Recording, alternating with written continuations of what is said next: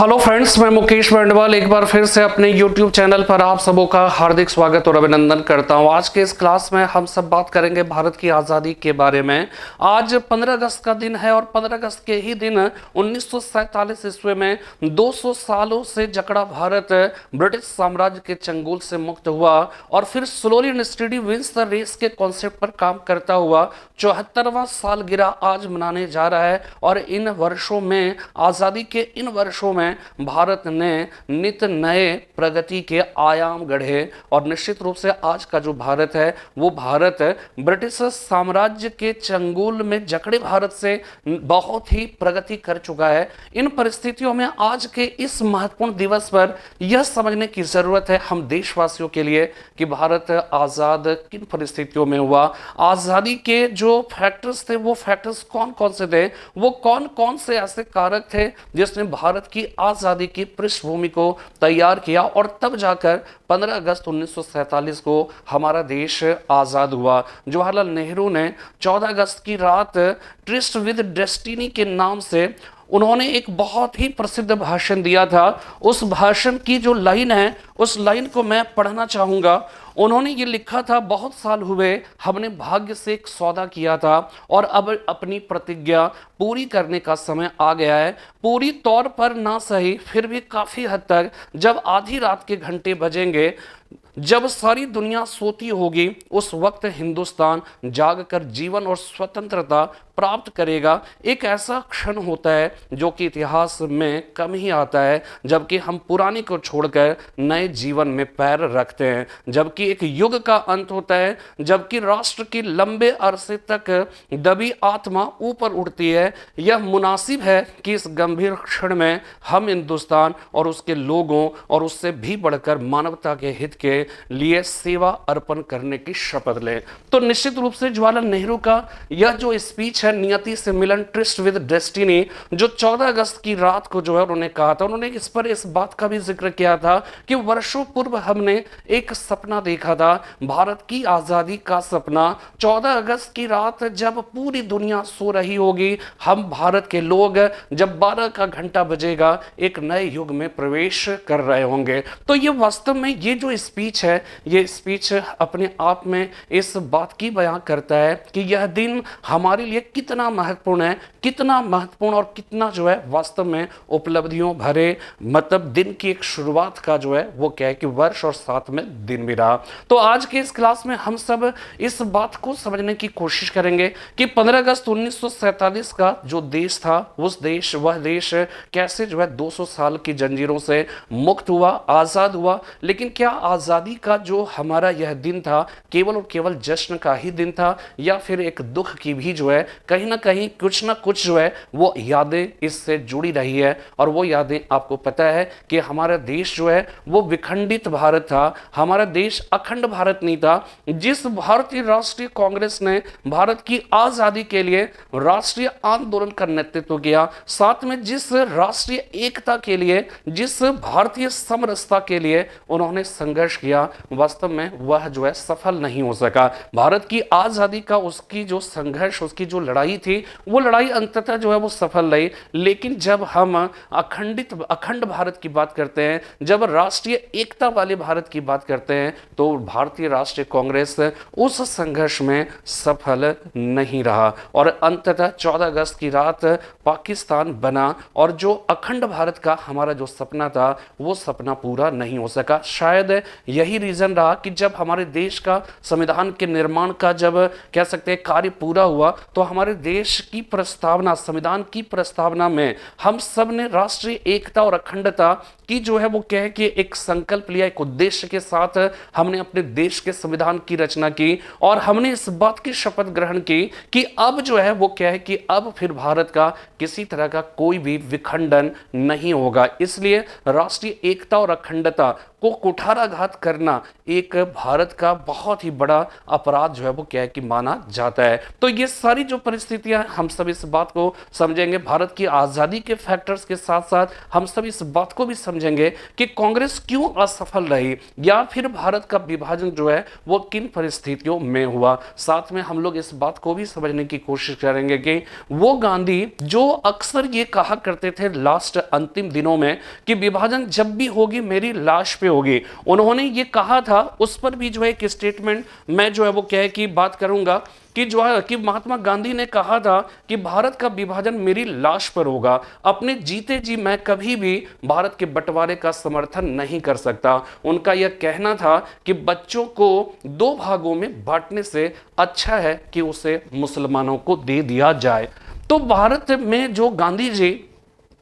उस समय की परिस्थितियों में कई बार ये कह चुके थे कि विभाजन मेरी लाश पे होगी, लेकिन विभाजन हो गया और गांधी जी खामोश रहे। गांधी जी ने किसी तरह की कोई भी जो है उसका मुखालफत नहीं किया, उसका विरोध नहीं किया। वो गांधी जो अक्सर कह सकते हैं कि जब उनके विचारों के प्रतिकूल जब कांग्रेस में कोई निर्णय आता था तो वो कोशिश करते थे अपने विचारों को मनवाने की पुरजोर कोशिश करते थे। और इसका एक बेहतरीन उदाहरण ये है कि 1942 का जो भारत छोड़ो आंदोलन था, जवाहरलाल नेहरू और मौलाना अबुल कलाम आजाद, ये रिकॉर्डेड है, ठीक है, ये जो है वो क्या रिकॉर्डेड दस्तावेज है जिसमें ये साफ साफ लिखा है कि जवाहरलाल नेहरू और मौलाना अबुल कलाम आजाद नहीं चाहते थे 1942 का भारत छोड़ो आंदोलन हो, लेकिन महात्मा गांधी चाहते थे, ठीक है। लेकिन यहां पर चाहना, उनके पीछे क्या मकसद था, और जवाहरलाल नेहरू और मौलाना अबुल कलाम आजाद भारत छोड़ो आंदोलन नहीं चलाना चाहते थे, तो उसके पीछे का जो मकसद या उद्देश्य जो था वो किसी तरह से देश के अगेंस्ट में जाने की बात नहीं थी। उस समय जो भी विचार होते थे ना, वास्तव में जो है वो क्या है कि मत वैभिन्नता होती थी, ठीक है, वहां पे क्या विचारों में अंतर होता था, आइडियोलॉजिकल डिफरेंसेस होते थे, लेकिन उसको मनभेद जो है वो नहीं कहा जा सकता। और जवाहरलाल नेहरू का जो पर्पस था, जो मौलाना अबुल कलाम आजाद का कहना था, उनका यह कहना था कि भारत छोड़ो आंदोलन, अगर अंग्रेजों को आंदोलन चलाकर इस विश्व युद्ध की परिस्थिति में अगर हम उन्हें भारत से बाहर कर देते हैं तो ऐसी स्थिति में खाली स्थान प्राप्त करके क्या होगा कि जापान जो है वो भारत को अपने कब्जे में कर लेगा। तो ऐसी स्थिति में क्या है कि ब्रिटिश शासन के खिलाफ हमारा जो संघर्ष है वो संघर्ष एक मुकाम तक पहुंच चुका है, और फिर एक जापान जैसे एक नए साम्राज्यवादी देश के अधीन जब हमारा देश आएगा तो फिर हमें एक नए सिरे से संघर्ष करना पड़ेगा। इसलिए बेहतर होगा कि जिस ब्रिटिश साम्राज्य के खिलाफ आजादी का संघर्ष एक मुकाम तक पहुंच गया है, उसे कम से कम द्वितीय विश्व युद्ध की परिस्थितियों तक उसे भारत के अंदर बने रहने देना चाहिए, और उसे भारत के से छोड़कर जाने के लिए किसी तरह का कोई आंदोलन चलने नहीं देना चाहिए। जबकि इसके विपरीत महात्मा गांधी का जो कहना था, उनका यह कहना था कि जब ब्रिटिश सरकार चली जाएगी तो जापान फिर भारत की तरफ देखेगा ही नहीं। क्यों नहीं देखेगा? क्योंकि भारतीयों से उसकी कोई दुश्मनी तो थी नहीं, ठीक है, उसकी दुश्मनी ब्रिटिश साम्राज्य से थी, और ब्रिटिश साम्राज्य और वो भारत की तरफ कदम इसलिए बढ़ा रहा था क्योंकि भारत पर अंग्रेजों का शासन था, और अंग्रेज को अगर हम आंदोलन चलाकर अगर हम उसे खदेड़ दें, उसे यहां से हम बाहर कर दें, तो ऐसी स्थिति में जापान जो तेजी से भारत की तरफ कदम बढ़ा रहा है, भारत पर हमले की फिराक में है, ऐसी स्थिति में भारत उस हमले से बच जाएगा, और भारतीयों को जो जान माल की हानि होने की संभावना है, उस संभावना से भारत साफ मुक्त हो जाएगा। तो ये सारी जो परिस्थितियां थी ये दिखा रहा है। उन्होंने जो है वो कहा जाता है उस समय एक अमेरिकी पत्रकार लुई फिशर था, और वो क्या है कि गांधी जी से जाके वहां पर सेवाग्राम में मुलाकात किया, और उन्हें पता था जवाहरलाल नेहरू और मौलाना अबुल कलाम आजाद की जो ओपिनियन की वो भारत छोड़ो आंदोलन चलाना नहीं चाहते हैं। तो जब गांधी जी से लुई फिशर की बात हुई तो गांधी जी से पूछा गया कि आप क्या करना चाहते हैं, तो उन्होंने कहा कि हम ब्रिटिश शासन के खिलाफ एक आंदोलन चलाना चाहते हैं, क्विट इंडिया मूवमेंट चलाना चाहते हैं। तो लुई फिशर ने कहा कि जवाहरलाल नेहरू, मौलाना आजाद, कांग्रेस के जो प्रमुख नेता है वो तो चाहते नहीं है। तो गांधी जी ने इस पर यह बात कही थी कि मैं पूरी कोशिश करूंगा कि जवाहरलाल नेहरू और जो भी कांग्रेस के नेता हैं उनका साथ लेकर कांग्रेस के अंतर्गत ही इस आंदोलन को संचालित करूं। लेकिन साथ में उन्होंने यह भी स्पष्ट रूप से कह दिया कि अगर कांग्रेस हमारे साथ चलने के लिए तैयार नहीं होती, अगर कांग्रेस के नेता हमारा साथ नहीं देते, तो मैं देश के बालू से ही कांग्रेस से भी बड़े आंदोलन को खड़ा कर दूंगा। तो ये इस तरह का ओपिनियन वहां पर बाद में जवाहरलाल नेहरू, मौलाना आजाद भी जो है वो गांधी जी के विचारों से कन्विंस हुए और फिर भारत छोड़ो आंदोलन में उन्होंने क्या है कि पार्टिसिपेट किया। तो सवाल ये उठता है कि जब आप 1942 के भारत छोड़ो आंदोलन के दौरान अपने विचारों के प्रतिकूल होने की स्थिति में आप इतना बड़ा स्टेटमेंट देते हो, आप थोड़ा एग्रेसिव मोड में आते हो, बट 1947 में इतना बड़ा डिसीजन लिया जा रहा था भारत के विभाजन का और आपकी मंशा भी थी कि विभाजन मेरी लाश पे होगी। तो फिर सवाल यह उठता है कि आखिर में गांधी जी ने क्यों सरेंडर बोल दिया, क्यों मौन रहकर उन सारी परिस्थितियों को अपने आंखों के सम्मुख देखते रहे और किसी तरह का कोई विरोध नहीं किया, कोई अनशन नहीं किया, उन्होंने किसी तरह का कोई आंदोलन नहीं किया। सवाल उठता है क्यों, ठीक है। और इसके लिए अक्सर जो है फिल्मों में, अक्सर जो है लेखकों ने अपने लेखन में यह कहा कि गांधी जी की यह खामोशी अक्सर जो है कचोटती है कि वो गांधी क्यों इतना लाचार हो गया, वो गांधी क्यों नहीं इसका प्रतिकार कर सका, उनके सम्मुख ऐसी क्या मजबूरियां रही होंगी। तो डिफरेंट जो लेख हैं, जितने मतलब बिपिन चंद्रा या बहुत सारे जो इतिहासकारों ने जो लिखे हैं समय समय पर जो लेख, उसका सारा जो है वो कलेक्शन मैं आपके सम्मुख आज रखने की कोशिश करूंगा। लेकिन फिलहाल बात को आगे बढ़ाने के पूर्व मैं तस्वीरों में आपको जो है वो कहे कि इस बात को समझाने की कोशिश करूंगा। पहले जो है तस्वीरों में देख लें कि भारत जो है उस समय का भारत कैसा भारत था, ठीक है। तो देखिए यहां पर सबसे पहले यहां से देखिए, ठीक है ना, यहां पे देखिए ये क्या दिखा रहा है, ये दिखा रहा है कलकत्ता का सांप्रदायिक दंगा, ठीक है। 16 अगस्त 1946 ईस्वी को मोहम्मद अली जिन्ना ने लड़कर लेंगे पाकिस्तान के नारे लगाकर उसने जो है वो क्या है कि पूरे भारत को सांप्रदायिकता के दावानल में झुलस दिया था। 16 अगस्त 1946 ईस्वी को मुस्लिम लीग ने डायरेक्ट एक्शन डे मनाए जाने की घोषणा की। मोहम्मद अली जिन्ना ने लड़कर लेंगे पाकिस्तान व अब हमने भी एक पिस्तौल बना ली है का नारा देकर संपूर्ण भारत में भयानक सांप्रदायिक दंगों की आग लगा दी। संविधानवादी जिन्ना ने संवैधानिक तरीकों को अलविदा कह दिया। इसकी घोषणा करते हुए उन्होंने कहा अंग्रेज एवं कांग्रेस दोनों अपने हाथों में पिस्तौल लिए रहे, एक के हाथ में सत्ता और हथियारों की पिस्तौल है और दूसरे के पास जनसंघर्ष और असहयोग की है। आज हमारे पास भी एक पिस्तौल है एवं हम इसका प्रयोग करने की स्थिति में हैं। मोहम्मद अली जिन्ना ने इस तरह का नारा देकर लड़कर लेंगे पाकिस्तान, जब 1946 के कैबिनेट मिशन के प्रस्ताव में जब उसके पाकिस्तान की मांग को स्पष्ट रूप से स्वीकार नहीं किया। यद्यपि अगर देखा जाए पाकिस्तान शब्द का प्रयोग जो है कैबिनेट मिशन में भले ही ना किया गया हो उसके प्रस्ताव में, लेकिन कहीं ना कहीं वहां पर प्रांतों को अपना ग्रुप बनाकर अपने संविधान की रचना का जो फ्रीडम था उस फ्रीडम में कहीं ना कहीं पाकिस्तान का एसेंस जो है वो क्या है कि उसमें छुपा हुआ था। लेकिन जो मोहम्मद अली जिन्ना और मुस्लिम लीग का यह मानना था, ये उनकी यह मांग थी कि इसमें पाकिस्तान शब्द का प्रयोग होना चाहिए था, लेकिन नहीं हुआ। मोहम्मद अली जिन्ना को और मुस्लिम लीग को यह लगा कि अब बात ऐसे बनने वाली नहीं है, अब इसके लिए सड़क पर जो है वो आना होगा और तब जाकर जो है लड़कर लेंगे पाकिस्तान का नारा लगाकर मुस्लिम लीग और मोहम्मद अली जिन्ना ने डायरेक्ट एक्शन डे 16 अगस्त 1946 ईस्वी को प्रत्यक्ष कार्रवाई दिवस के अंतर्गत मनाने की घोषणा की और पूरे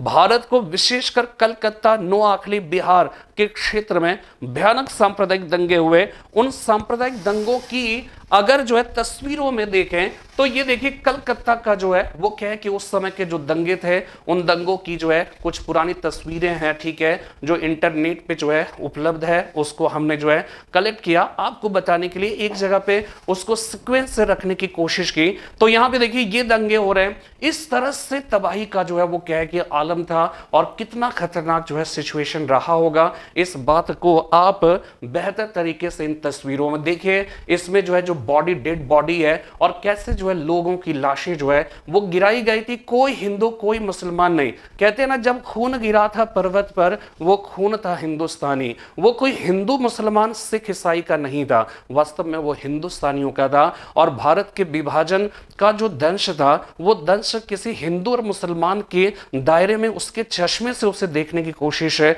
अगर हम करें तो वास्तव में यह हमारे सीमित दृष्टिकोण का परिचायक होगा। हमें उसे मानवीय दृष्टिकोण से देखें। और शायद अब आप यहां पे देखिए, इसमें आप किसे कह सकते हो कौन हिंदू कौन मुसलमान है, और इसको देखकर आप साफ तौर पे जो है अनुमान लगा सकते हैं कि 1947 में भारत विभाजन के समय का, या भारत के का जो सांप्रदायिक जो दंगा था, मुस्लिम लीग ने जो डायरेक्ट एक्शन डे मनाए जाने की घोषणा की थी, वो कितना भयावह रहा होगा। और देखिए ये सारे चील, गिद्ध, कौवे, मतलब उसमें ये कहा जाता है कि कलकत्ता के शहरों में इतनी लाशें गिरी थी, इतनी लाशें गिरी थी। हिंदू और मुसलमान एक दूसरे के जान के इस कदर दुश्मन बने हुए थे, ऐसी लाशें, इतनी लाशें गिरी थी कि उसका सही समय पर निस्तारण जो है वो संभव नहीं हो सका था। और देखते ही देखते पूरा कलकत्ता शहर जो है दुर्गंधों और बदबुओं का शहर बन गया। देखते ही देखते पूरे शहर को चील और गिद्ध ने उसे अपने पास में, उसे अपनी जो है कह सकते हैं कि अपनी जो है वो क्या है कि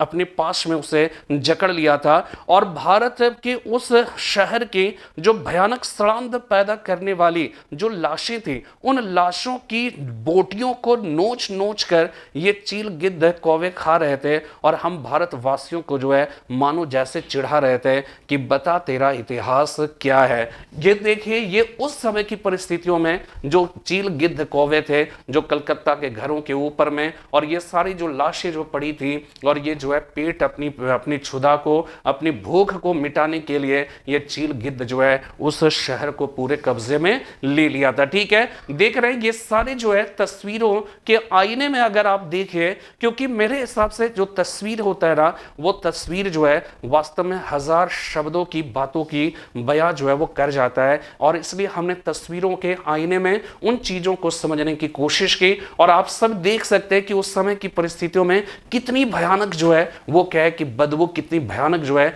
स्थिति वहां पर बनी हुई थी। ठीक है, इसके बाद जो है फिर क्या हो रहा था कि उसी समय ये सारी जो परिस्थितियां तैयार हो रही थी, उस समय 16 अगस्त 1946, और आपको पता होगा कि मार्च 1947 ईस्वी में, उस समय अगर देखा जाए जब डायरेक्ट एक्शन डे मनाए जाने की घोषणा हो रही थी, ठीक है, उस समय की परिस्थितियों में कह सकते हैं कि उस समय भारत का वायसराय लॉर्ड वेवेल था, और लॉर्ड वेवेल उस परिस्थिति को कंट्रोल नहीं कर पा रहा था। और ये अपने आप में इतना खतरनाक सिचुएशन था कि उसमें जो है वो क्या है कि लाशें जो है वो गिरी पड़ रही थी, और कहीं ना कहीं जो है वो पूरे भारत के मंजर को जो है बहुत ही खौफनाक जो है बना रहा था। इन परिस्थितियों में भारत के सभी मतलब जो है कह सकते हैं प्रमुख नेताओं की आपस में बातचीत तो हो ही रही थी, साथ में क्या है कि मार्च 1947 ईस्वी में लॉर्ड वेवेल के स्थान पर माउंटबेटन को भारत का नया वायसराय बनाकर भेजा गया। ठीक है, उन परिस्थितियों में क्या है, जब वो आए तो फिर यहां पे बातचीत भी चल रही थी। ठीक है, सरदार वल्लभ भाई पटेल, जवाहरलाल नेहरू और गांधी जी उसमें उस समय जो है एक महत्वपूर्ण जो है भूमिका निभा रहे थे। ठीक है, यहां पे माउंटबेटन जब आए तो यहां पे देखिए सबसे पहले अगर बात की जाए तो माउंटबेटन ने अपने वायसराय भवन में सबसे पहले जिन्हें बुलाया था वो जवाहरलाल नेहरू थे। और जवाहरलाल नेहरू इसलिए क्योंकि जवाहरलाल नेहरू से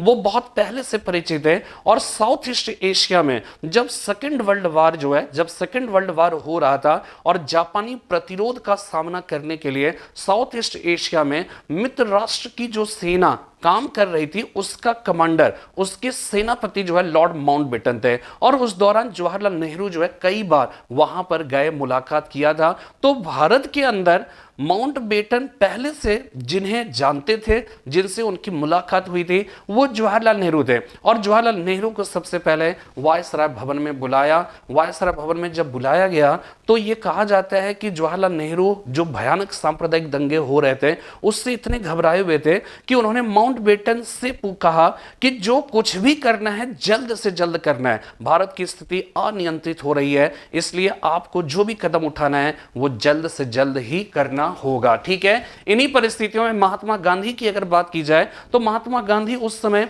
नोआखली बिहार में कह सकते हैं कि एक अकेला शख्स है जो उन परिस्थितियों में कलकत्ता बिहार के जो सांप्रदायिक दंगे थे, नोआखली में जो सांप्रदायिक दंगे हो रहे थे, उन दंगों को अकेला वो शांत करने की कोशिश कर रहे थे। वो एक शख्सियत जिनको सबसे ज्यादा जिम्मेदार ठहराया जा रहा था, लेकिन उनको किसी तरह की कोई भय नहीं था, किसी तरह का डर नहीं था, और सांप्रदायिक जो दंगे जहां पे हो रहे थे, सांप्रदायिकियों के बीच में जाकर वो उन्हें शांत करने की कोशिश कर रहे थे। और लॉर्ड माउंटबेटन ने जब गांधी जी को देखा, गांधी जी के बारे में सुना, किस तरह से वो भयानक सांप्रदायिक दंगों की स्थिति में वहां पे ऑन स्पॉट जो है उसे शांत करने की कोशिश कर रहे हैं, तो माउंटबेटन ने उन्हें वन मैन बाउंड्री फोर्स कहकर पुकारा था। गांधी जी को कह सकते हैं कि माउंटबेटन जब ब्रिटेन से चले थे तो पहले से ही गांधी जी को इन्फॉर्म कर दिया था, उनसे मुलाकात का एक जो है कह सकते हैं मैसेज जो है वो भिजवा दिया था। इसलिए क्या हुआ कि गांधी जी ट्रेन से जो है वो क्या है कि दिल्ली पहुंचे, माउंटबेटन भी पहुंच गए और उसके बाद गांधी जी से मुलाकात हुई। तो वहां पर जो है माउंटबेटन से गांधी जी ने कहा कि विभाजन किसी भी सूरत हाल में संभव नहीं है। ठीक है, किसी भी सूरत हाल में संभव नहीं है, विभाजन जब भी होगा मेरी लाश पे होगा। जवाहरलाल नेहरू ने कहा कि जो कुछ भी करना होगा जल्द से जल्द करना होगा। इसके बाद देखिएगा कि इसके बाद क्या हुआ कि गांधी जी के अंदर, गांधी जी के पास जो है वो एक योजना थी। गांधी जी ने यह कहा था कि विभाजन किसी भी सूरत हाल में संभव नहीं है, और अगर विभाजन को रोकना है, ठीक है, विभाजन को रोकना है तो इसका एक मात्र उपाय है कि मोहम्मद अली जिन्ना को मनाया जाए, विभाजन से रोका जाए। अगर वो देश का प्रधानमंत्री बनना चाहते हैं तो उनको देश का प्रधानमंत्री बना दिया जाए, लेकिन विभाजन जो है वो क्या है कि नहीं होने दिया जाए। लेकिन क्या हुआ कि माउंटबेटन जो है वो क्या है कि ऐसा मतलब कहा जाता है इतिहास के पन्नों में ये बातें दर्ज है कि जवाहरलाल नेहरू और जो है सरदार पटेल, ये सब जो है इस तरह की बातें जो है वो नहीं चाहते थे कि पूरा भारत जो है वो मोहम्मद अली जिन्ना के हवाले कर दिया जाए। तो इसलिए गांधी जी की यह योजना जो है वो क्या है कि सफल नहीं रही। इसके बाद देखिएगा लॉर्ड माउंटबेटन, मोहम्मद अली जिन्ना, यहाँ पे जो है, यहाँ पर एक बात समझिएगा कि इसमें आगे देखिएगा सरदार पटेल का क्या है कि माउंटबेटन से बातचीत हो रही थी। तो जब सरदार पटेल को बुलाया गया, ठीक है, तो सरदार पटेल वास्तव में जो है वो भी काफी घबराए हुए थे, काफी परेशान थे। घबराने से ज्यादा बेहतर होगा कि परेशान थे, और परेशान थे, उनको ये लग रहा था कि सिचुएशन बहुत ही अनियंत्रित हो रहा है। इसलिए जब माउंटबेटन से बातचीत हो रही थी तो सरदार वल्लभ भाई पटेल ने यह कह दिया कि अब मोहम्मद अली जिन्ना चाहे या ना चाहे, लेकिन मैं भारत का विभाजन चाहता हूं। और मौलाना अबुल कलाम आज़ाद ने, उन्होंने जो है अपनी पुस्तक में इंडिया विंस फ्रीडम में उन्होंने ये लिखा है कि यह ऐतिहासिक तथ्य है, ठीक है, यह ऐतिहासिक तथ्य है कि जब जो है वो क्या है कि मतलब भारत में, ठीक है, उन्होंने जो है वो क्या है कि ये साफ साफ कहा है इंडिया विंस फ्रीडम में, उन्होंने लिखा है कि यह एक ऐतिहासिक तथ्य है कि भारत के विभाजन को जिस एक शख्स ने सबसे पहली बार स्वीकार किया वो मोहम्मद अली जिन्ना नहीं थे, बल्कि सरदार वल्लभ भाई पटेल थे। तो यहाँ पे देखिए सवाल क्या उठता है, सवाल यहाँ पर यह उठता है कि सरदार वल्लभ भाई पटेल ने जो है वो क्यों विभाजन की बात को जो है स्वीकार कर लिया। तो इस पर भी जो है वो क्या है कि कुछ आर्टिकल्स है हमारे पास, हमारी पुस्तक में भी जो है उसको मेंशन किया गया है कि इसमें लिखा है सरदार पटेल ने विभाजन के पक्ष में अपना समर्थन प्रदान करने का कारण बतलाते हुए एक जगह लिखा है कि हमने हिंदुस्तान के टुकड़े किए जाना, ठीक है, हमने अपने, बस एक मिनट रुक जाएगा, मैं आपको जो है ठीक है, ये चीजें थोड़ा सा समझना बहुत ही जरूरी है, ठीक है। उन्होंने लिखा है कि हमने हिंदुस्तान के टुकड़े किए जाना कबूल कर लिया। कई लोग कहते हैं कि हमने ऐसा क्यों किया, यह मेरी गलती थी। मैं अभी तक नहीं मानता कि हमने कोई गलती की, और मैं यह भी जानता हूं कि उपाय है कि उन्होंने ये कहा, मैं यह भी जानता हूं कि यदि एक अंगूठा विषपूर्ण हो जाए तो उसे अलग कर देना चाहिए, अन्यथा संपूर्ण शरीर को अत्यधिक हानि उठानी पड़ती है, ठीक है। और इस प्रकार सरदार पटेल ने, जो कि जीवन भर भारत की एकता के लिए प्रयत्नशील रहे थे, अंततः भारत के विभाजन को स्वीकार कर लिया। अब आपके मन में एक सवाल यह भी उत्पन्न होगा कि सरदार वल्लभ भाई पटेल ही जो है इतने ज्यादा उद्धत क्यों थे? ये बात कोई और भी कर सकता था, लेकिन वास्तव में ऐसी बात सरदार पटेल के ही द्वारा किए जाने का कारण था। कारण ये था कि 1946 ईस्वी में जब अंतरिम सरकार का गठन हुआ था, ठीक है, उसमें कांग्रेस के नेतृत्व में अंतरिम सरकार का गठन हुआ। मुस्लिम लीग को भी ऑफर था, लेकिन मुस्लिम लीग जो है वो क्या है कि वो इसे स्वीकार नहीं किया। ठीक है, मुस्लिम लीग ने स्वीकार नहीं किया तो वो अपने को अंतरिम सरकार से अलग कर लिया। तो ऐसी स्थिति में क्या हुआ कि सरकार कांग्रेस ने बनाई और अंतरिम सरकार काम कर रही थी, लेकिन बाद में मुस्लिम लीग जो है वो क्या है कि उसने भी अंतरिम सरकार में शामिल होने की इच्छा जाहिर की। तो उस समय क्या था कि जो वित्त मंत्री है और जो गृह मंत्री है, ठीक है, गृह मंत्री तो सरदार वल्लभ भाई पटेल ने क्या किया कि जब मुस्लिम लीग के सदस्य को जब शामिल किया गया तो उसमें जो वित्त मंत्रालय, सरदार वल्लभ भाई पटेल इस बात को बेहतर तरीके से जानते थे कि इन परिस्थितियों में होम मिनिस्ट्री हमारे पास, हमारे अंडर होना बहुत ही जरूरी है। और इसलिए उन्होंने क्या किया कि उन्होंने जो है होम मिनिस्ट्री अपने पास रख लिया और वित्त मंत्रालय दे दिया लियाकत अली को, जो मुस्लिम लीग के थे। और वित्त मंत्रालय आप समझ जाइए कि जो फाइनेंस मिनिस्ट्री है, ये फाइनेंस मिनिस्ट्री अगर वो सही वहां पर व्यक्ति मौजूद ना हो तो वो बहुत सारी दिक्कतें क्रिएट कर सकता है। क्यों? रीजन ये है कि जितनी भी योजनाएं बनाएंगे आप, कहीं ना कहीं उन सारी योजनाएं मनी इंटेंसिव होता है। मनी उसमें जो है वो क्या है कि उसमें एक बहुत बड़ा मतलब जो है मतलब स्टेक जो है वो क्या है कि जुड़ा रहता है। तो ऐसी स्थिति में क्या था कि अगर उन परिस्थितियों में वित्त मंत्रालय पर बैठा हुआ व्यक्ति सही नहीं होता तो निश्चित रूप से आप कोई काम सरकार में कर ही नहीं सकते। और यही प्रॉब्लम हुई मुस्लिम लीग का जब उसमें विलय, जब उसमें शामिल किया गया और लियाकत अली को वित्त मंत्रालय दिया गया, तो जितनी भी योजनाएं सरकार बनाती थी अंतरिम सरकार, उसमें ये अड़ंगा लगाते थे, बजट पास ही नहीं होने देते थे। साथ में जो फाइनेंस होना चाहिए, पैसे की जो व्यवस्था होनी चाहिए, वो व्यवस्था होनी दे। तो सरदार पटेल ही नहीं, अंतरिम सरकार में जो कांग्रेस के जो नेता थे वो सब परेशान हो गए, वो काम ही नहीं कर पा रहे थे। इसलिए क्या है कि सरदार वल्लभ भाई पटेल को इस बात का हमेशा अफसोस रहा कि फाइनेंस मिनिस्ट्री जो है वो क्या है कि लियाकत अली को देने में उनका निर्णय जो है सबसे बड़ा निर्णय था। और उन्होंने क्या है कि साथ में काम करके, चूंकि देखिए एक बात आप समझिएगा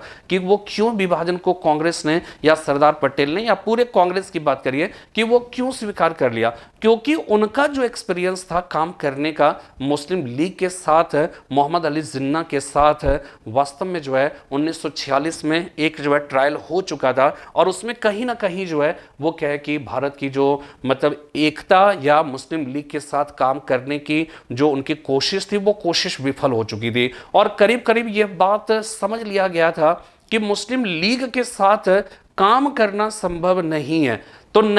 तो ये बात सबसे जो नजदीक से जिन्होंने अनुभव किया था वो सरदार वल्लभ भाई पटेल थे, इसलिए वो परेशान ज़्यादा थे और इस वजह से उन्होंने जो है इस बात को जो है वो स्वीकार कर लिया। ठीक है, तो यहाँ पे जो है सरदार वल्लभ भाई पटेल से जो है वो क्या है कि माउंटबेटन की मुलाकात हुई और सरदार वल्लभ भाई पटेल ने जो है स्पष्ट रूप से कहा कि मैं विभाजन को स्वयं मैं विभाजन चाहता हूँ। ठीक है ना। अब यहाँ पे देखिए मोहम्मद अली जिन्ना से, ठीक है, मोहम्मद अली जिन्ना की हम जो है उनके व्यक्तित्व की कुछ बात करेंगे। सरदार कह सकते हैं माउंटबेटन की जब मोहम्मद अली जिन्ना से बातचीत हुई तो मोहम्मद अली जिन्ना से माउंटबेटन ने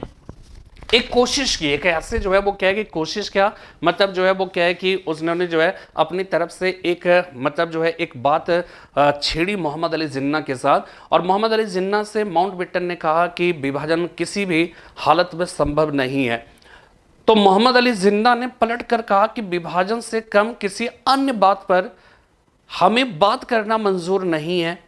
इसलिए समय बर्बाद ना करें, सिर्फ और सिर्फ एक ही मुद्दे पर बात होगी और वो है भारत के विभाजन पर। कहा जाता है कि माउंटबेटन इस तरह से बातें करता रहा, लेकिन मोहम्मद अली जिन्ना जो है उन्होंने किसी भी बात को स्वीकार करने के लिए विभाजन से कम किसी अन्य मुद्दे पर बातचीत करने को तैयार नहीं थे। और इसी वजह से क्या है कि जब मोहम्मद अली जिन्ना जा रहे थे तो माउंटबेटन ने उन्हें पीछे देखते हुए ये कहा था कि हे भगवान, ये आदमी है या पत्थर, मेरा पूरा वक्त तो इन्हें पिघलाने में ही व्यतीत हो गया। तो ये सारी जो परिस्थितियां थी, जवाहरलाल नेहरू ने कहा जो कुछ भी करना है जल्द से जल्द करना है, ठीक है, जो कुछ भी करना है जल्द से जल्द करना है। महात्मा गांधी ने कहा विभाजन मेरी लाश पे होगी, ठीक है। सरदार वल्लभ भाई पटेल ने कहा कि अब मोहम्मद अली जिन्ना चाहे या ना चाहे लेकिन मैं भारत का विभाजन चाहता हूं, और मोहम्मद अली जिन्ना विभाजन से कम किसी अन्य मुद्दे पर बातचीत करना वो चाहते ही नहीं थे। तो इस वजह से इन सब से बातचीत करने के पश्चात माउंटबेटन एक निष्कर्ष पर पहुंच गया कि विभाजन से कम मतलब जो है वो संभव है नहीं, विभाजन करना ही पड़ेगा। लेकिन इसमें सबसे बड़ा जो रोड़ा उत्पन्न कर सकते हैं वो महात्मा गांधी हैं। लेकिन महात्मा गांधी ने भी जो है अंततः बाद में जो है उन्होंने किसी तरह का कोई इसका प्रतिरोध नहीं किया। तो इस तरह से ये जो परिस्थितियां थी ना, जो आजादी के समय की जो परिस्थितियां थी, वो परिस्थितियां कुछ ना कुछ जो है इस तरह से क्रिएट हो रही थी, जिसमें भारत के जो है कह सकते हैं कि जो जितने भी राष्ट्रीय जो है बहुत सारे, माइकल ब्रीचर जैसे जो है एक इतिहासकार जो है साम्राज्यवादी इतिहासकार, वो ये लिखते हैं कि वास्तव में जो भारत के जो राष्ट्रीय जो नेता थे वो सब वृद्ध हो चुके थे। वो लड़ाई जो संघर्ष ब्रिटिश शासन के खिलाफ जो संघर्ष था, उस संघर्ष करते करते वो थक चुके थे, और साथ में सत्ता की भागीदारी से सत्ता का वो स्वाद चख चुके थे। इसलिए वो ये चाहते थे कि आजादी मिले और हमें शासन करने का अधिकार मिले, यानी कि वो सत्ता का स्वाद चख चुके थे, इसलिए वो जल्द से जल्द आजादी चाहते थे और उस सत्ता का सुख जो है भोगना चाहते थे। वास्तव में जो है अगर देखा जाए तो ये साम्राज्यवादी इतिहासकारों का अपना एक दृष्टिकोण है, वो भारतीय राष्ट्रीय आंदोलन को देखने का, समझने का। लेकिन हकीकत देखा जाए तो उस समय की जो परिस्थितियां थी वो परिस्थितियां ही कुछ ऐसी थी जिसमें कहा जाता है कि भारत की आजादी, कभी कभार बहुत सारे सवाल जो है ये क्रिएट किए जाते हैं कि क्या भारत के विभाजन को टाला जा सकता था, ठीक है। लेकिन क्या है कि उस समय की जो परिस्थितियां थी, आपने अभी देखा मोहम्मद अली जिन्ना से माउंटबेटन की जो बातचीत हुई, उस बातचीत में माउंटबेटन से मोहम्मद अली जिन्ना ने यह साफ साफ कह दिया था कि विभाजन से कम किसी अन्य जो है मुद्दे पर बातचीत संभव है नहीं। और वास्तव में वही एकमात्र ऐसे शख्स थे मोहम्मद अली जिन्ना, यानी मुस्लिम लीग के जो है वो नेता, जो कि पाकिस्तान के आंदोलन को लगभग अपने अकेले दम पर जो है उन्होंने क्या किया था कि उन्हें जो है वो संचालित किया था।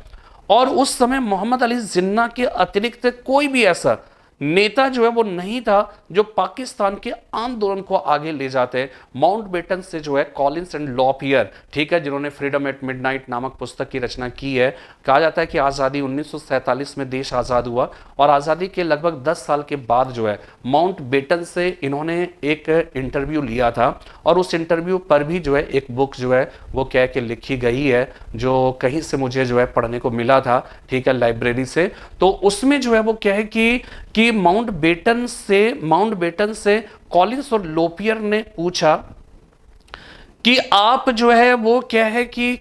मोहम्मद अली जिन्ना, आपको पता होगा कि 1947 में देश आज़ाद हुआ, पाकिस्तान भी बना, हिंदुस्तान बना, ठीक है, और उसके बाद 30 जनवरी 1948 ईस्वी को महात्मा गांधी की जो है हत्या हो गई, और संभवतः सितंबर अक्टूबर के आसपास में मोहम्मद अली जिन्ना की भी डेथ हो गई, ठीक है। और मोहम्मद अली जिन्ना जो है एक भयानक बीमारी से पीड़ित थे, शायद जो है वो टीबी से थे या किसी कैंसर से पीड़ित थे, ठीक है, एग्जैक्टली मुझे याद नहीं है कि किस बीमारी से थे, लेकिन वो लाइलाज था, वो बहुत खराब स्थिति में थे। और ये आज़ादी के पहले ही मोहम्मद अली जिन्ना को पता चल गया था, और इसके बारे में जो जानकारी थी बहुत ही रहस्यमयी, बड़ा उसको जो है गुप्त रखा गया था। मोहम्मद अली जिन्ना के ही कुछ खास 2-4 लोग थे, वही जानते थे, अदरवाइज किसी को पता नहीं था कि मोहम्मद अली जिन्ना अब 1-2 साल के ही मेहमान हैं। इसलिए कॉलिंस और लॉपियर ने लॉर्ड माउंटबेटन से ये पूछा था। अब उस बात में कितनी सत्यता है और माउंटबेटन वो सच कह रहा था कि झूठ कह रहा था, वो अलग चीज है। लेकिन माउंटबेटन ने ये कहा था कॉलिंस और लॉपियर के साथ अपने इंटरव्यू में कि अगर मुझे ये पता होता कि मोहम्मद अली जिन्ना जो है वो कुछ ही दिनों का मेहमान है, कुछ ही माह का मेहमान है, तो मैं भारत की आज़ादी को 1-2 साल और आगे के लिए टाल जाता। तो मोहम्मद अली जिन्ना जो है वो क्या है, अब सबसे बड़ी बात क्या है कि कोई जानता नहीं था इस चीज को, और दूसरी बात कि वो जिस जिद पर अड़े हुए थे और जो भयानक सांप्रदायिक दंगे हो रहे थे, उन परिस्थितियों में क्या था कि हर कोई यही सोच सकता था कि वास्तव में क्या है कि इनको अपना क्षेत्र, क्योंकि आजादी के हम करीब जा रहे थे। अब आजादी के पहले के 200 सालों में हम भारतीयों ने बहुत सारे जुल्म देखे थे, जुल्म झेले थे, ठीक है, तमाम तरह की दुश्वारियां जो है हम लोगों ने झेले थे। अब जब हम आजादी के करीब पहुंच रहे थे तो हर एक की यही इच्छा थी कि वास्तव में हमें क्या है कि आजाद भारत में इस तरह के दंगे फसाद अब हमें नहीं चाहिए। जो लोग जो क्षेत्र मांगते हैं उनको दे दिया जाए, और आजाद भारत में हम किसी तरह की जो है इस तरह के अनर्गल प्रलाप में पड़ना नहीं चाहते हैं, इस तरह की दिक्कतों का सामना करना नहीं चाहते। और यहीं से समझिएगा कि महात्मा गांधी ने क्यों नहीं आंदोलन किया, इस बात को आप समझिए कि उन्होंने क्यों नहीं ऐसा कोई आंदोलन किया। रीजन क्या था कि देखिए, महात्मा गांधी ने एक बार एक अवसर पर उन्होंने ये कहा था कि आंदोलन जो है वो द्वंद्वात्मक प्रक्रिया है, एक डायलेक्टिक प्रोसेस है। कोई नेता मात्र अपने दम पर किसी आंदोलन को खड़ा नहीं कर सकता जब तक कि जनता आंदोलन के लिए तैयार ना हो, और ना ही जनता अपने दम पर किसी आंदोलन को सफल नहीं बना सकता जब तक कि उसका एक योग्य नेतृत्व करने वाला तैयार ना हो। यानी गांधी जी ने यह साफ साफ कहा कि यह वाइसी वर्सा है, अकेले नेता अपने दम पर आंदोलन खड़ा नहीं कर सकता है और जनता अपने दम पर आंदोलन को सफल नहीं बना सकता, उनके लिए योग्य नेतृत्व होना बहुत ही जरूरी है। तो नेता को एक बहुत मतलब यहां तक कि जवाहरलाल नेहरू ने साफ जो है वो कहा है महात्मा गांधी के बारे में कि हम सब में गांधी जी जनता के बीच में रह रहकर जनता के मनोविज्ञान को जितना भली भांति वो समझते थे, उतना हम कांग्रेस के किसी नेता को इतनी समझ नहीं थी। गांधी जी के बारे में जो है ये कहा जाता है कि वो संत थे अथवा नहीं, उस पर आप एक सवालिया निशान खड़ा कर सकते हो, लेकिन गांधी जी एक बहुत ही बड़े साइकोलॉजिस्ट थे, बहुत ही बड़े मनोवैज्ञानिक थे। उन्हें यह मालूम रहता था कि जनता कब आंदोलन के लिए तैयार है, और उन्हें यह भी मालूम होता था कि जनता के आंदोलन को कब वापस लेना है। और इसीलिए आप देखिएगा कि उनके मैनेजमेंट को पता नहीं ये एक संयोग है या जो भी चीज कहिए कि 1920 से 22 के बीच असहयोग आंदोलन चला, 1930 से 32 के बीच सविनय अवज्ञा आंदोलन, फिर 10 साल के बाद 40 में व्यक्तिगत अवज्ञा आंदोलन से 42 के भारत छोड़ो आंदोलन को ले लीजिए तो वो 40-42 का दौर है। तो हर 10-10 साल के अंतराल पर उन्होंने जो है एक आंदोलन किया, मास मूवमेंट किया, बड़ा आंदोलन किया। तो आंदोलन के तुरंत बाद आंदोलन नहीं हो सकता है, जनता के आंदोलन करने की जो है वो एक निश्चित क्षमता होती है। गांधी जी ने इस बात को स्वीकार किया था, इसलिए गांधी जी के रणनीति का राष्ट्रीय आंदोलन के दौरान एक हिस्सा था संघर्ष समझौता संघर्ष, ठीक है। संघर्ष समझौता संघर्ष जो है गांधीवाद, गांधी जी की रणनीति का एक हिस्सा था। इसलिए क्या था कि 1947 में जो सवाल ये उत्पन्न होता है कि गांधी जी ने क्यों नहीं जो है वो क्या है कि स्वीकार किया, क्यों नहीं जो है उन्होंने रिवोल्ट किया, ठीक है, क्यों नहीं जो है अनशन की, क्यों नहीं किसी तरह का मास मूवमेंट किया उनके प्रतिकूल जाते हुए विचारों के विरुद्ध, ठीक है। तो इसका रीजन यही है कि गांधी जी भी इस बात को बेहतर तरीके से समझ चुके थे कि कांग्रेस के नेता अब तो हमारे साथ हैं नहीं, लेकिन जिस जनता के दम पर हम साहसपूर्वक कोई आंदोलन करते थे, अब वो जनता भी हमारे साथ नहीं थी, क्योंकि जनता भी बार बार के इस दंगे फसाद से ऊब चुकी थी। अब वो गांधी जी के विचारों को भी मानने के लिए तैयार नहीं थी। तो गांधी जी ने इसीलिए कहा था कि अहिंसा की जो पाठ है वो पाठ का सफल नहीं हो पाना ये भारत के विभाजन का कारण बन गया,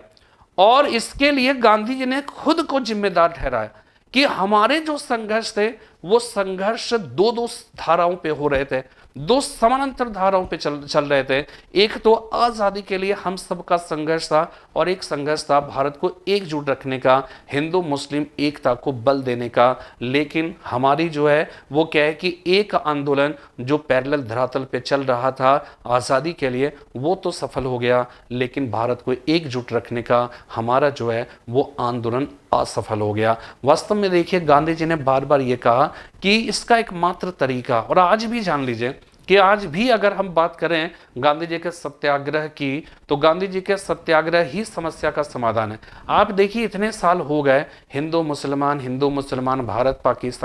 पाकिस्तानी, ठीक है, इस तरह के संघर्ष हुए वो हो रहे, इस तरह के विवाद हो रहे हैं, लेकिन फिर भी इन विवादों का अंत नहीं है। इतने साल बीत गए, क्यों नहीं है? इसलिए नहीं है क्योंकि कहीं ना कहीं अगर अब आपसे ये कह सकते हैं कि इसका समाधान क्या है, इसको कैसे हम सॉल्व कर सकते हैं, तो इसका सॉल्यूशन जो है कानून बनाने से कुछ नहीं होना है।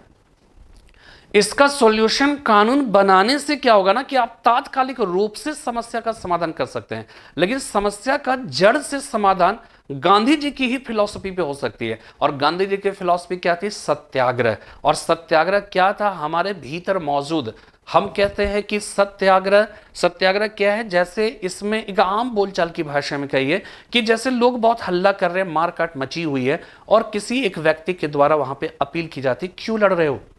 हम सभी हिंदुस्तानी हैं, हम सब क्यों आपस में लड़ रहे हैं? ठीक है, हम क्यों लड़ रहे हैं? हम सबको मिलकर रहना चाहिए। तो सारे लोग जो है वो क्या हुआ, अंदर से महसूस किया, उन्हें लगा कि यार सच में हम सब क्यों झगड़ा कर रहे हैं। और ऐसे बहुत सारे उदाहरण मिलेंगे आपको, ठीक है ना,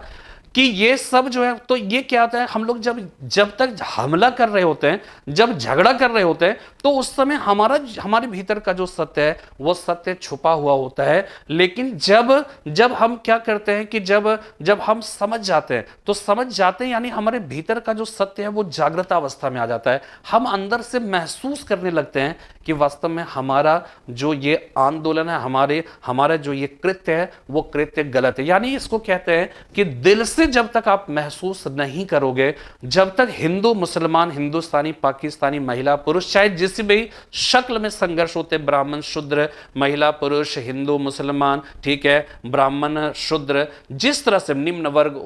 उच्च वर्ग, अमीर गरीब, जितने भी तरह के संघर्ष होते हैं ना, उन सब जगह पे एक सिद्धांत अप्लाई होता है। आप चाहे जितनी कोशिश कर लें, चाहे जितना कानून बना लें, चाहे जितना जो है वो क्या है कि बल का प्रयोग कर लें, लेकिन जड़ से समस्या का समाधान तभी होगा जब हर व्यक्ति के अंदर छुपा जो सत्य है उस सत्य का उद्घाटन हो। उसका मतलब हो गया, जब तक हर व्यक्ति दिल से महसूस नहीं करेगा कि हम दुनिया में क्यों आए और हमारा क्या उद्देश्य है, हम क्यों आपस में लड़ते हैं, हमें ऐसा नहीं करना चाहिए, हमें कोई बेईमानी नहीं करनी चाहिए, हमें किसी तरह का भ्रष्टाचार नहीं करना चाहिए, किसी तरह का दुराचार कदाचार नहीं करना चाहिए। तो जब तक आप अंदर से महसूस नहीं करोगे तब तक जो है नहीं हो सकता। गांधी जी ने बार बार कहा कि मुझे मालूम है कि ऐसे जो भी परिस्थितियां हैं उसका एकमात्र साधन जो है सत्य को जगाना ही है, लेकिन सत्य को जगाया कैसे जाए? ठीक है, आप खुद महसूस करोगे कि आप कैसे ये कर सकते हैं, कैसे एक समस्या का समाधान होगा। तो समस्या का एक समाधान जो है कि दिल से हर व्यक्ति महसूस करे।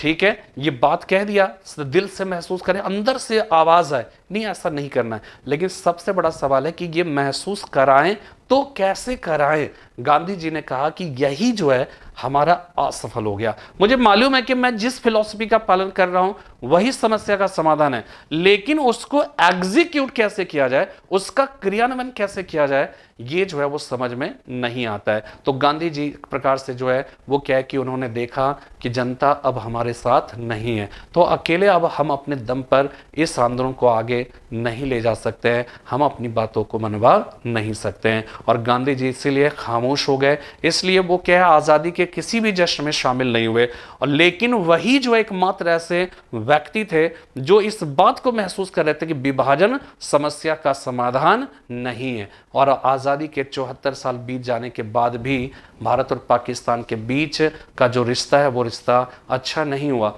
और आप समझ जाइए, सरदार वल्लभ भाई पटेल, जवाहरलाल नेहरू, इन सब ने भारत के विभाजन को स्वीकार इसलिए भी कर लिया था क्योंकि इन सब ने एक अपना एक कॉन्सेप्ट जो है वो क्या है कि ये भी कॉन्सेप्ट बनाया था। और सामान्य तौर पे ऐसा होता भी है कि दो भाई के बीच जब जो है वो क्या है कि लड़ना या कह सकते रहना, मतलब जो है सद्भाव के साथ रहना जब संभव नहीं होता है तो हम परिवार में क्या करते हैं, हम संपत्ति का बंटवारा कर देते हैं। और बंटवारे से ऐसा लगता है या ऐसा लगता है कि एक तो जो बार बार का खिचखिच है वो खत्म हो जाएगा और फिर क्या है प्रेम भी बना रहेगा। सब अपना अपना उद्देश्य है, सब अपना अपने हिसाब से काम कर रहा है, अपनी स्वतंत्रता है, फ्रीडम फ्रीडम है, और फिर क्या है, दोस्ती होने के चांस, और अलग अलग रहने पर अगर दिक्कतें आएंगी तो फिर साथ रहने का महत्व समझ में आएगा और फिर हम मिलकर एक भी हो सकते हैं। तो जो विभाजन के सिद्धांत को जो गढ़ा गया या उसको स्वीकार किया गया, उसके पीछे यह भी फिलॉसफी कांग्रेस के उस समय के महत्वपूर्ण नेताओं का काम कर रहा था कि अगर हम सब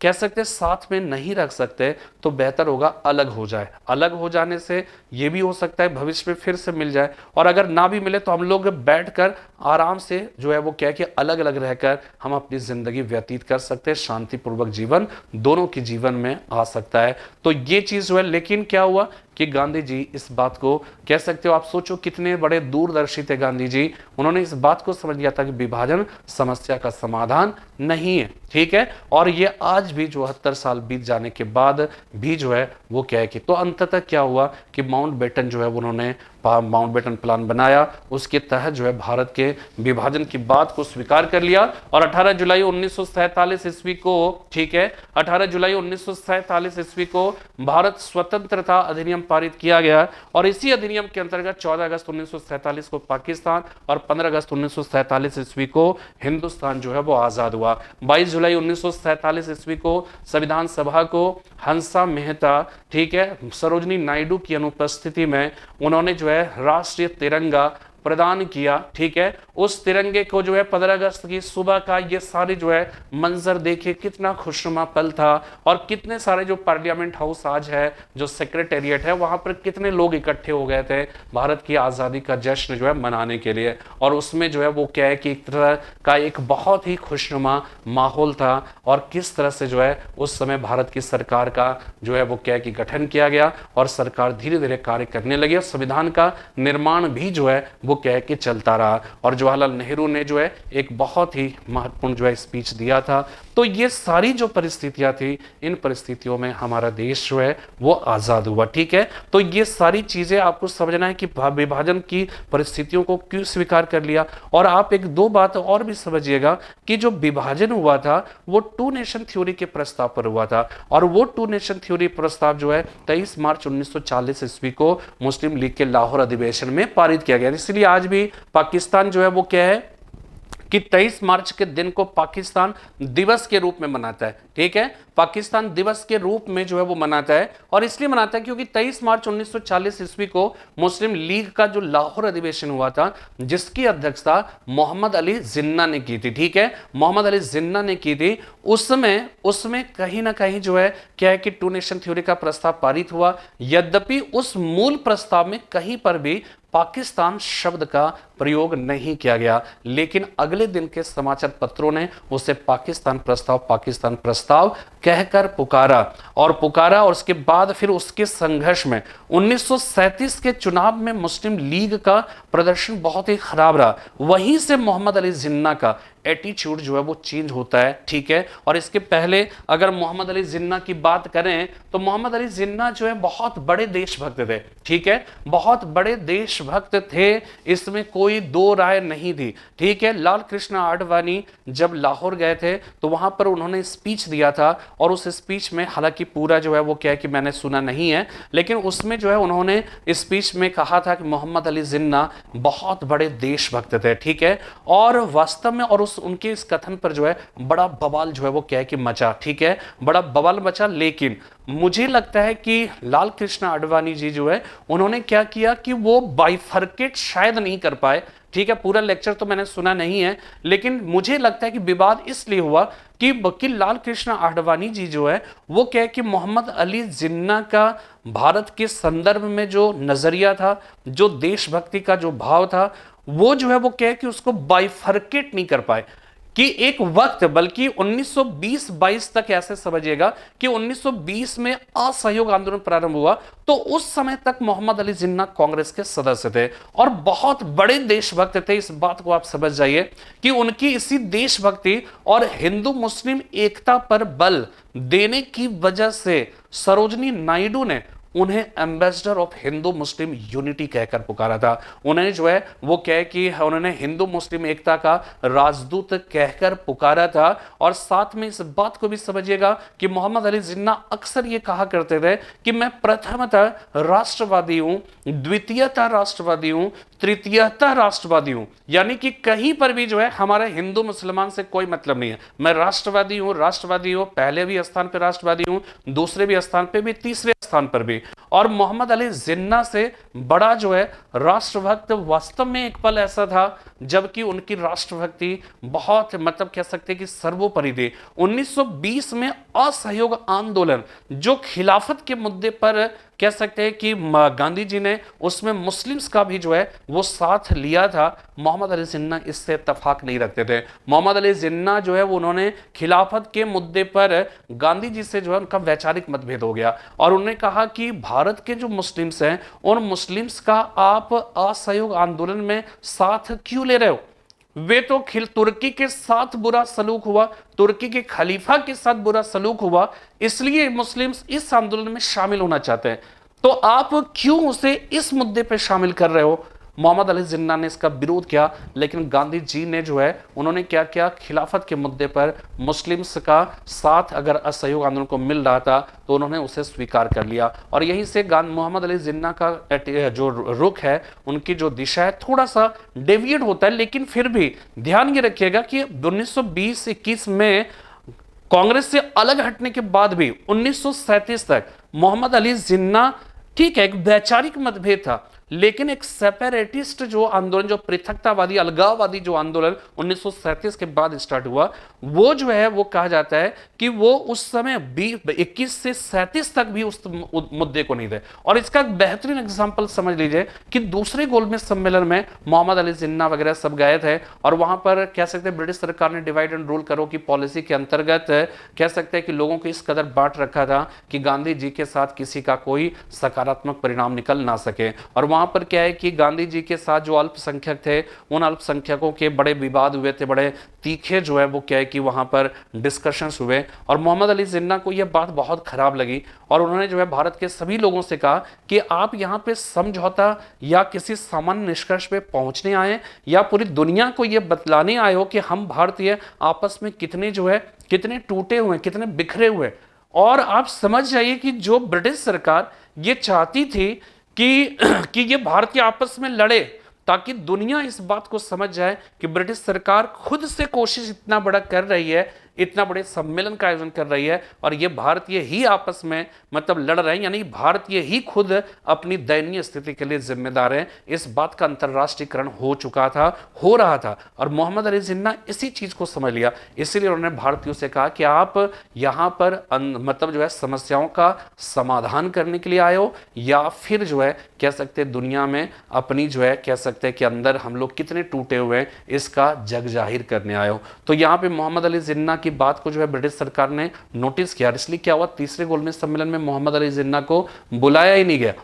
और कई अवसर है मोहम्मद अली जिन्ना के, ऐसे बहुत सारे एग्जाम्पल्स हैं जो ये दिखाता है कि मोहम्मद अली जिन्ना को धर्म से कोई मतलब नहीं था। आप सोच लीजिए, जिस इस्लाम धर्म में सुअर के मांस को निषिद्ध किया गया है, मोहम्मद अली जिन्ना उस सुअर के मांस का फ्रीक्वेंटली सेवन करते थे। कुरान की जो अरबी भाषा है, अरबी भाषा का मोहम्मद अली जिन्ना को ज्ञान नहीं था, वो कुरान नहीं पढ़ा, मस्जिदों में जाकर नमाज नहीं पढ़े। लेकिन वही मोहम्मद अली जिन्ना जिनको अपने इस्लाम धर्म से कभी कोई वास्ता नहीं रहा, अंततः उसी इस्लाम धर्म की दुहाई दे देकर उन्होंने जो है हिंदुस्तान का विभाजन कराया और पाकिस्तान के नाम से एक मुस्लिम राष्ट्र बना लिया। ये अपने आप में जो है, मोहम्मद अली जिन्ना को भी इस बात का इल्म था। मोहम्मद अली जिन्ना जो है ना, वो वास्तव में भारत का कह सकते हैं कि विभाजन नहीं चाहते थे। ठीक है, शुरुआत के दिनों में आपको बताया हमने। और आप इस बात को भी समझ लीजिए कि जैसे क्या होता है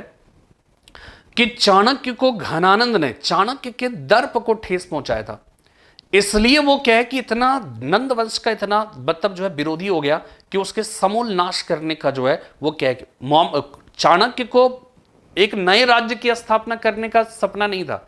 अगर सपना होता तो खुद वो बनता, सब कुछ करता। उसके दर्प को, उसके अहम को जो है घनानंद ने ठेस पहुंचाया था, इसलिए समूल नाश करने का जो है उसने किया। मोहम्मद अली जिन्ना के बारे में भी जान लीजिए कि कांग्रेस किसी भी कारण, मतलब उसका जो है उस समय कह सकते हैं कि वो बात यहां पर आज की राजनीति के पॉइंट ऑफ व्यू से वो मत देखिएगा, ठीक है ना, कि उस समय कांग्रेस ने कहीं ना कहीं, देखिए क्या होता है कि जो भी गलतियां हुई कहीं ना कहीं जो है वो क्या है कि हम वास्तव में जो है हम इतिहास के पन्नों से हम समझ सकते हैं कि कहीं ना कहीं हम सब से भी कुछ ना कुछ गलतियां हुई। और कई अवसरों पर जैसे 1937 का जब जो है वो क्या है कि चुनाव हुआ और मोहम्मद अली जिन्ना और मुस्लिम लीग का प्रदर्शन जो है वो खराब रहा, कांग्रेस का प्रदर्शन बहुत अच्छा रहा। तो मोहम्मद अली जिन्ना जो है उस समय कांग्रेस के पास गए, जवाहरलाल नेहरू के पास गए और मिली जुली सरकार बनाने की बात कही थी। लेकिन वहां पे जवाहरलाल नेहरू ने जो है वो क्या है कि उन्होंने उनकी उस पेशकश को ठुकरा दिया और कहा कि सरकार एक ही शर्त पे बन सकती है, जब मुस्लिम लीग का कांग्रेस में विलय हो। मोहम्मद अली जिन्ना को यह बात लग गई और उसके बाद फिर कहते हैं ना कि दर्प को ठेस पहुंचाया गया और इसके बाद जो है फिर वो एकदम घायल शेर की तरह जो है वो क्या है कि उस रूप में परिवर्तित हो गए। और 37 के बाद फिर उनका रूप जो चेंज हुआ और इस तरह से अलगाववाद की ओर अग्रसर हुए कि फिर उनको मनाना संभव नहीं रहा। और फिर जितने भी आंदोलन हुए, भारत छोड़ो आंदोलन में कोई पार्टिसिपेशन नहीं। 1945 का वेबल योजना एक समाधान की कोशिश थी, उसमें किसी तरह का सपोर्ट नहीं करना। लिन-लिथगो प्रस्ताव को अस्वीकार करना, हालांकि कांग्रेस ने भी एक्सेप्ट नहीं किया था, ठीक है। 23 मार्च 1940 ईस्वी को टू नेशन थ्योरी का प्रस्ताव पारित करवाना, ठीक है। ये सारी चीजें ऐसी आई उसके बाद जो है, और अदरवाइज उसके पहले बहुत बड़े देशभक्त, यहां तक कि आप इस बात को समझिएगा कि 1900 मतलब जो है 13 में वो मुस्लिम लीग के सदस्य बने थे, ठीक है ना। लेकिन वो शुरू में जब 1906 में मुस्लिम लीग का गठन हुआ तो मुस्लिम लीग कोशिश कर रही थी कि मोहम्मद अली जिन्ना जो है वो क्या है कि वो मुस्लिम लीग का सदस्य बन जाए, क्योंकि मुस्लिम लीग का गठन ही हुआ था कि भारत के सारे मुसलमानों को अपने में शामिल करना, कांग्रेस के अगेंस्ट में खड़ा करना, ब्रिटिश सरकार के प्रति राजभक्त बनाना, यही मुस्लिम लीग का जो है वो टारगेट था। और इस क्रम में मोहम्मद अली जिन्ना को भी जो है वो क्या है कि वो शामिल करना चाहता, लेकिन मोहम्मद अली जिन्ना ने साफ कह दिया था कि मैं ऐसे किसी भी संगठन से जुड़ना पसंद नहीं करूंगा जिसकी जो है कह सकते जो कांग्रेस की नीतियों का विरोध करता हो और भारत के अगेंस्ट में काम करता हो और ब्रिटिश सरकार के हित में काम करता हो। लेकिन क्या है 1913 में मुस्लिम लीग, मोहम्मद अली जिन्ना मुस्लिम लीग के सदस्य बनते हैं और वो भी अपने राजनीतिक गुरु गोपाल कृष्ण गोखले के कहने पर। और जब बनते हैं तो ऐसा नहीं कि कांग्रेस की सदस्यता त्याग दी, वो कांग्रेस के भी सदस्य थे और मुस्लिम लीग के भी सदस्य थे। और मुस्लिम लीग के सदस्य के रूप में जब वो शामिल हो गए तो उन्होंने उसके युवाओं को समझाया कि भारत का हित किस उद्देश्य के साथ चलने में, किसके साथ चलने में। तो वहां पे धीरे धीरे क्या हुआ कि अंदर से उसके सदस्यों को जो है उन्होंने मोटिवेट किया और उसी का परिणाम था 1916 में लखनऊ कांग्रेस अधिवेशन में कांग्रेस और मुस्लिम लीग का गठजोड़ होना, ठीक है, उनके बीच में समझौता होना। तो मोहम्मद अली जिन्ना, अनेक ऐसे अवसर है जहां पर जो है मोहम्मद अली जिन्ना वास्तव में जो है वो एक बहुत बड़े देशभक्त थे और इसीलिए क्या है कि उनका कहीं पर भी जो है कोई पर्पस नहीं था पाकिस्तान का सपना पाकिस्तान, लेकिन कांग्रेस ने कहीं ना कहीं किसी ना किसी रूप में उनके दर्प को ठेस पहुंचाया था और इस वजह से वो पाकिस्तान की रट लगाने लगे। लेकिन जब 1947 में हमारा देश का जो है जब विभाजन हुआ, जब मोहम्मद अली जिन्ना जो है वो क्या है कि पाकिस्तान जा रहे थे, तो मोहम्मद अली जिन्ना के आंख में आंसू थे और मोहम्मद अली जिन्ना बार बार यही कह रहे थे कि मेरी जिंदगी का सबसे बड़ा, सबसे गलत जो कदम है वो गलत कदम जो है पाकिस्तान का निर्माण करना है।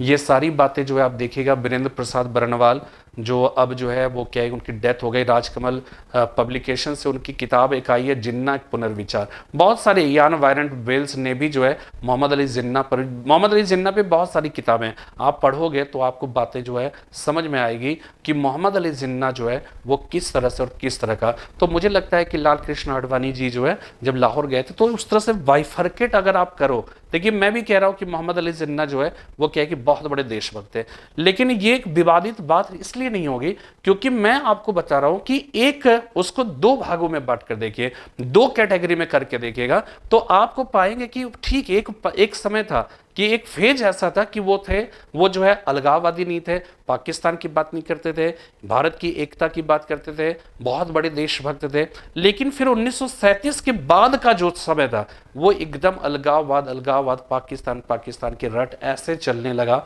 कि अंततः जाकर जो है भारत का विभाजन हो गया। तो ये सारी जो परिस्थितियां हैं वो परिस्थितियों में आपने समझा कैसे जो है भारत को आज़ादी मिली, क्यों भारत का विभाजन हुआ और क्यों गांधी जी असफल रहे, गांधी जी ने क्यों प्रतिरोध नहीं किया, जबकि वो बार बार ये कह रहे थे विभाजन मेरी लाश पर होगी। उम्मीद करता हूँ कि आप इस स्पीच में समझ गए होंगे भारत की आज़ादी के कारण क्या थे, परिस्थितियाँ क्या थी, उन परिस्थितियों का जो है, और इससे ज़्यादा बहुत सारी बातें हैं, उन सारी बातों का करने का वास्तव में एक वीडियोस में संभव नहीं हो पाता है। और सबसे बड़ी बात, फिर बड़े वीडियोस बनते हैं तो जो दर्शक होते हैं, जो लिसनर होते हैं, उनका इंटरेस्ट कहीं ना कहीं कम होता है। उम्मीद करता हूं कि मैं अपनी बात कह पाने में सफल रहा हूँगा। अगर ऐसा है तो ज़रूर आप कमेंट्स बॉक्स में कमेंट्स लिखिए, शेयर करिए, लाइक करिए। फिर हम एक नए वीडियो के साथ उपस्थित होंगे। तब तक के लिए जय हिंद, जय भारत।